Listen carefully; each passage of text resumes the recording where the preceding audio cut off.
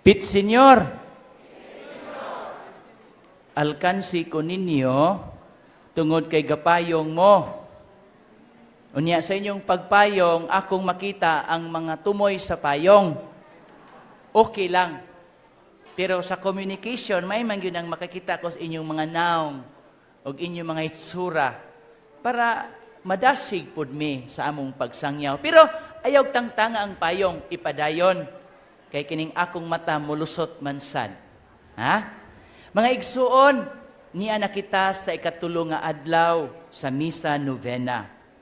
O palihog, iisa ang inyong mga kamot, katong gahawid og payong-payong. Kinsa dinhi ang mga makasasala. Ay, salamat. May makasasala tatanan?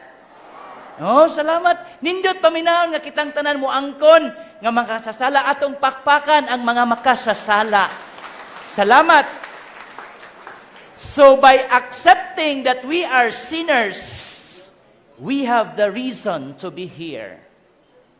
And in fact, in our gospel today, my dear brothers and sisters, LGBT, ang atong ibanghilyo karon nagpahinumdum sa pulong ni Kristo nga nag-ingon, healthy people do not need doctor, but sick people do. I do not come to call the righteous, but sinners. So kita ang hinungdan, ngano ang pulong na himong tao? Ngano ang pulong na himong unod? Ngano si Kristo nagpakatao tungod sa atong mga sala? Ug tungod sa atong mga sala, gipadayon ang paghigugma ni Kristo kanatong tanan, kay gusto niya nga kita luwason. Ug ang pinakauna nga step or ang alang sa kaluwasan, mao ang pag-angkon o pagdawat nga kita makasasa. Sa panahon nga si Pope Francis gi-interview o gipangutana, kinsa man si Jorge Bergoglio, George, na tukan si Pope Francis ug miingon siya, si Jorge Bergoglio, usa ka makasasala. Nganong mauwaw man ta, ngayon nga makasasa kang dako, pasalamat kay imong sa dako. Buti pasabot, mas dako ang lunaog panahon nga ihatag ni Kristo nato. Pero kung ingnon kang makasasa kang gamay, gamay ra pod ang atong panahon ni Kristo nga iyang ihatag nato. Suwa na magpasabot mga igsuon nga muhimo tagdako nga sa. Kundi kadtong nakahimo og sa nga dako, didto ra ta kutob. Unya atong paningkamutan sa pagbag-og pag-usob para ang atong debosyon sa balaang bata dunay rason ug dunay sangputanan. Mao nga we have the reason to rejoice and be glad. Tungod kay si Kristo mianhi alang kanatong mga tao nga dunay kalag, mga tao nga matinuuhon. Mao nga sa atong ibanghilyo, gipakita ang hulagway og imahe ni Kristo, isip usa ka physician, isip usa ka doctor, isip usa ka healer. Nganong dunay may physician, doctor ug healer? Tungod kay dunay masakiton. So kung way masakiton, unsay gamit sa doctor? Wow! So kaning mga doktor, malipay daghang masakiton. Sorry ha, ako rane. Kay kung wa nay masakiton, wa nay doktor, di ba? Kung wa nay masakiton, wa nay hospital. Tanawa, daghan kay mga hospital nga nitubo. Nagpasabot nga daghang masakiton.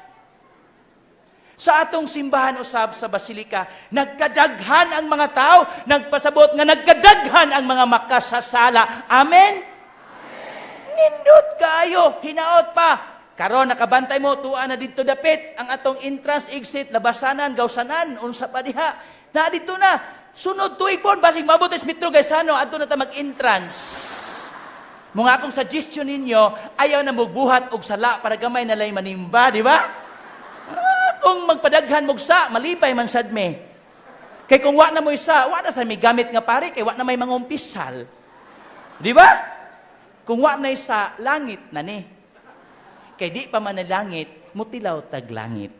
Mao mga igsoon, ang atong mga pagtulunan karon nagpahinumdom si Kristo nga mapasayloon. Si Kristo nga mahigugmaon, si Kristo nga anda mo ayo, si Kristo anda mo tubag sa ato mga yango panginahanglan og singgit alang sa kaayuhan, dili sakit sa lawas, kundi sakit sa kalag. And so the Pharisees in our gospel, my dear brothers and sisters, nangutana, ngano man siya nakigkaon sa mga tax collectors o mga makasasa. Usahay, ningkos ko na itong tingog, mura matag mabayot, hinoon.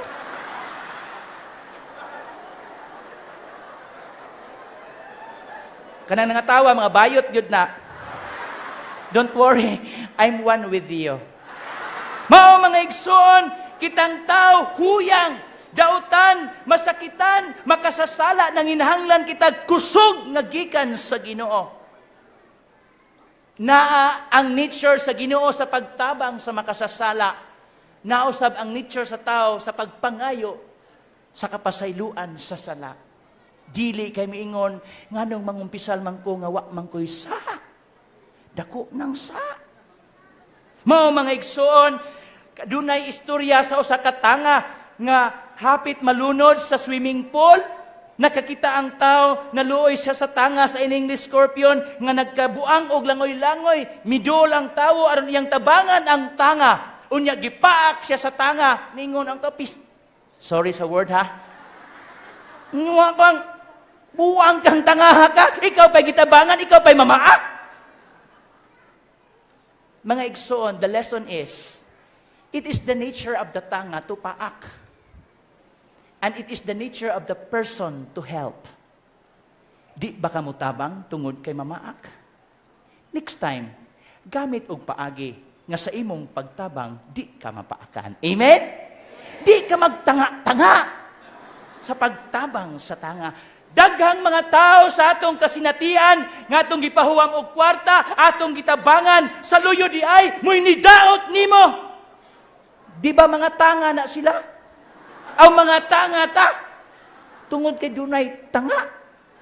Mao mga igsoon, it is the nature of the scorpion to bite and the nature of man to help.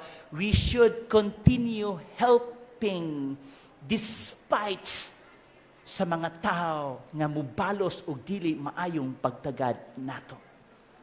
Ug dadto nato sa ikaduhang punto mga igsoon, human sa imahin sa Ginoo nga matinabangon bisan sa atong pagkamakasasala. Wa man mingon si Kristo makasasala man mo gihapon, di na lang ko. But He gave up His very own self for us to be saved. Mao mga igsoon, dunay istorya sa usa ka bata dito sa Thailand nga inyo makita sa mass media. Naniud to na ba mo? Wa pa mo naniud to? Amo, muhunong na kugwali. Kung mingo mo ninyo to, padayon ko. Anyway, dihay istorya sa kabata sa Thailand, mga igsoon, nga misod sa usa ka butika, og nakapangawat siya og sirap og tablitas. Nasakpan sa tindira, gikuha ang tablitas og sirap, gingnan, ikaw kawatan! Siyempre, wag goodbye, di kawatan. Nakitaan sa usa ka vendor sa kilid, sa iyang bata nga gitulisok, gilabon-labon, gikuha ang iyang nakuha. Ningon tong tindiro, unsa may problema? Gikawat akong baligya. Ningon ang bata, akong mama nagmasakiton. Akong itambal sa akong mama. See? Tungod sa sakit, mangawat. Hinungdan, rason ba na mga igsoon? Nga mangawat lang ta kadunay masakiton? Og mao to, nga ang bata nasakpan, miduol ang vendor, mingon siya, pila ba na tanan? Muni kantidad. Nikuha siya iyang kwarta nga halin, kulang mikahanhan siyang bata nga punin gihatag sa tindira sa maong butika o gibayran. Bayre o ihatag na nato ning tambal. Gikuha ang tambal sa vendor nga lalaki. Unya gingnan niyang anak nga babay, dali, tagay ko veggie soup, tagay ko kanang putos putos sa sabaw nga utan, dali. Gihatag sa bata nga gikuha niya uban sa utan og katong sirap og katong tablitas gihatag sa bata. Ang bata mitutok og mitan-aw niya nga wala daghang istorya, basig nga ibog to, diyong midagan. Sayang pagdagan, giputol ang istorya og mipadayon ang istorya sa usa ka vendor. Nga usa ka adlaw ni ana diha na say buang nga miadto. Kay suki man nila ningon tong bata, pa paglingi niya buang nangayog sudan, gitagaan sa tatay. Human og hatag sa sudan, na-collapse ang tatay. Nauntog na ospital. Human ato sa ospital, dito gitagaan sila sa bayranan sa ilang bill. Ug ang bayranan sa ilang bill is 792,000 bahts. Di man na sa ato, murag sa Taiwan man na dapit. 1,000 pero gamay ra gud na, no? Baht. Dili abat, baht, BETT. Wa ko kibaw sa meaning anak niya. Bahts. Pagtanaw sa bata, di man siya ka-afford. Di nakatulog ang bata, samtang wa pa siya matulog, iyang ibaligya tong ilang tindahan for sale. Human niya mga igsoon, pagkabaligya lang tindahan, di gyapon ka paiko sa iyang pagmata, sa iyang resita bill nga $792,000 bahts. Di na iniabot nga lain nga bill. Og ang ilalom sa bill, unsa nakabutang? Zero balance. Di na tinga ang bata diin man eh. Nga gibutang dito, your billing hospital bill has been paid, fully paid, 30 years ago. Tungod kay ang katong bata nga nasakpan nga nangawat, nga gitagaan sa atong tindiro, niadtong syrup, tambal og utan nga sabaw, nahimong doctor. Wa niya pabayri mga igsoon, ganahan mo, pangawat mo, ba't mahimo mong doktor?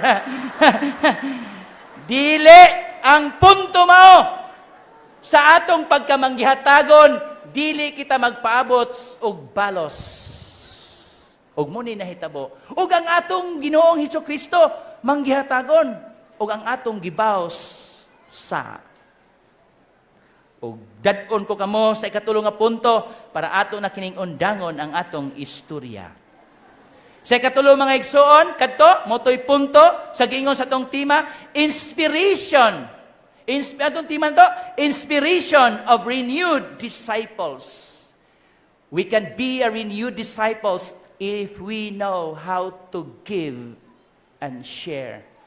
And to the third point of new evangelization, hibaw ba mo sa istorya or background kanang atong gikasikatan ron nga Lodi, Werpa, Petmalo. Hibaw mo sa istorya? Wa mo hibaw? Ako chismoso, na ako'y idea. Basig hibaw pod mo. Mao ni istorya. Ang alamat ng Lodi, Werpa at Petmalo. Basin ninyo, muna inyong mahinumduman, Puryagaba. Tumawag ang daddy ni Malu sa kanya. Kring, kring, kring. Lubat man mo nang murag paos. Kring, kring. Ingon si daddy, hello Malu. Ingon dayon si Malu, Lodi. Ingon si daddy, puntahan mo nga ako Malu. Sabi ni Malu, where pa? Sabi ni daddy, sa pet shop. Sabi ni Malo, ano bibilhin mo di? Sabi ni daddy, pet Malo. Hangtod nga dili ta kasabot, nganong naana. Patuyang tagsunod-sunod, gamit-gamit kay uso. Atong tugkaron, atong aninawon, nganong naana. Pananglitan, sa debosyon ni Santo Niño, kasabot ba mo, nganong manimba mo?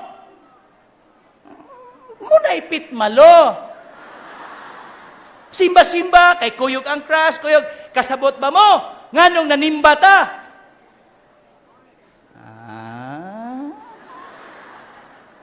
Og mga igsoon, kinanglan atong hinumduman, unsa kabililhon ang kasaysayan sa Santo Niño. Sa kasaysayan sa Katoliko nga pagtuo, dinhi sa nasod nga Pilipinas, ilabi na gayud, sa isla ug dakbayan sa Sugbo. Mao nga kini atong misa Englishman, gabi ni saya ko. Gabi ni saya ko ka mas nindot. Sama sa mais ang atong pagpangagot sa pagsangyaw o pagpahibalo. Unsa ang atong gituuhan. Unya inikanta sa Batubalani, tanawa, ayaw mong paniklap-niklap, lingi-lingi, kinsay gwapo o gwapa. Tanawa ang message sa Batubalani para atong matugkan. Nganong ang siyam ka buadlaw atong balik-balikan. Bisan ang traffic na usob, wa ta magpada sa traffic. Ganahan ninon kitag malayo, kay mas dugay ang atong holding hands. Pug adto diyo tuyok-tuyok, hala tuyok-tuyok, gaspin na tuyok-tuyok, habot inig-abot sa basilika kalawat, o di ba? Holding hands, kalawat. Di ba where pa? Mao na mga igsoon, kung wa ta kasabot nganong manimba ta, sayang ang atong tinuuhan, katawan tas laing tinuuhan, biay-biayon tas laing tinuuhan, o kita rasab ang hinungdan nganong ingon anaon ta, mga ludiha mo. Og tuguti ako sa pagpadayon sa hapit na gyud mudunggo na kong pagpaambit. Og masunod nga punto mga igsoon, kining social media. Naatay Facebook, Messenger, Instagram, Viber, nga atong gamiton. Unsay ipamutang diha? Naglagot ko sa akong mama, wa ko tugti. Nagkuan ko sa akong kuan nga wa. Pwede ba? Hangyo lang. Ha? Gawas naman mo. Hangyo lang. Kung mo post mo sa Facebook, kanang makadasig. Di nang makalagot, makaduol, makaluya, makasapot, makatingkag og buhok, makadiskayaw na. Kanang maka-encourage ba nga, wow, inspired kay ko sa wali ganina. Katama, no? Wala ba? Wow, inspired kay ko sa kuan ganina. Kana mo'y nindot. Ayaw nang, wa ko'y kaon, wa ko'y purya. Nung sakay kong jeep ganina, I'm feeling sad. Don't share that. Imuha lang na kay mudaghang sad ina. I'm happy do kana. Atong ipakanap ang mga maayo ug positibong pagbati, dili ang mga dautan. Makakitag basura, picturean i-Facebook. Ato mo sa Ayala, picturing Ayala. Ayaw tong may tugasano nga nasunog. Katong kilid, di ba nindot? Pero unsay rason nga nung nag-Facebook ta? To divert our attention. But deep inside is a heart that is empty and craving the forgiveness of the Lord. Amen? Amen. Tanaw nga, ano sa pa ni humaning paria? Unya, mga igsoon, atong gamiton, ang mga ingon-ani nga mga social media, dili sa fake news o pagpanglibak sa atong silingan. We are talking about new evangelization, so we have to use them social media. Dili sa pagpang-atake, pagpanaot sa uban. Kung dili, uy, ang gospel ron, maubaya ni, na-touch ko. Huwag inyo nang i-Facebook, oy, mga born again naman ako igsoon, oy, basta mag-Facebook, ay magpatuo. Mao mga igsoon, tuguti ako sa pagtakop sa akong pagpaambit, kay alas 12 na pasado gamay. Ang akong pagpaambit, akong baliktan-awon ang istorya sa robot. Kadungog mo sa robot? Kadungog na mo, no? Okay, ingon yung wala. Ang istorya sa robot, doon ay invento, ang robot nga manakop og kawatan. Balo na mo, no? Ang robot nga manakop og kawatan, gibutang sa USA, in 2 hours, nakadakop og 100 kakawatan. Gitistingan sa Japan, in 2 hours, nakadakop og 20 kakawatan. Maayo ni nga robot, maayong manakop. So, gibutang nila sa Pilipinas. Gibutang nila ang robot sa Cebu. Labi na kay daghang kayong tao, inig sinulog. O niya, nidesign mo na pag sa kolon, ibutang. O ang robot, mga igsoon, in 2 hours, kiba mong pila nadakpan. Di ba, walay nadakpan. Nga naman, 2 minutes pa lang ang robot, gikawat na. Unya, malipay mo? Ngang nangawat, taga Cebu? Mga dibuto ni Senyor Santo Niño? Malipay mo? Ikaduha, robot nga bakakon. Robot nga managpa kung dunay bakakon. Mao nga gibutang ang robot usa ka tatay nakapait og robot nga maayo ni kay manguan og robot managpa gidala niya sa iyang balay gikan sa Japan pag abot dito iyang gitistingan ningon din ang nanay anak diin magkagikan ingon din ang anak magikan mi nga nag group study pak gisagpa sa robot ingon ang tatay baka ako ni kong bata ay nawa kibalo ang bata nakatong robot managpa unya pag abot sa iyang nanay sus pagkabakako ning akong anak sa among panahon sa una wa gyud mi gibuhat samtang wa pa makasal gisag pa na sad ang nanay. Ningon ang tatay, pastilan, Ginoo ko. Gisag pa akong anak ug akong asawa. Ako ka. Yung kapariho lang mo anak ug inahan mga bakakon. Ako gyud, more pa. Wa gyud koy babay nga akong ginatilawan kun yang inyo yung nanay asag pa oy kaliwag kanan. Ikaduhang robot. Ikatulong robot. Robot nga mo detect og mahuyang. Usa ka higayon ni ana basta dunay mahuyang iya yung dakpon. Usa ka higayon ni ana dunay usa ka tawo nga naglakaw-lakaw sa basilika. Aksyon nagdakop sa robot. Nahunong, di nakuratan tong tawo nga naglakaw-lakaw. Nahibaw-an nga katong tawo naglakaw-lakaw pari di ay. Niya katong pari nga naglakaw-lakaw itago na to sa pangalan nga ako di ay. Pag-ana sa robot di nakuratan kay nganong nay robot. Nya katong robot manakop kung dunay bayot or mahuyang. Paglikay unsa man nang tanaw sa mataw niya nihunong. Salamat sa Ginoo. Kasi atol sa akong pag-agi ang robot lubat.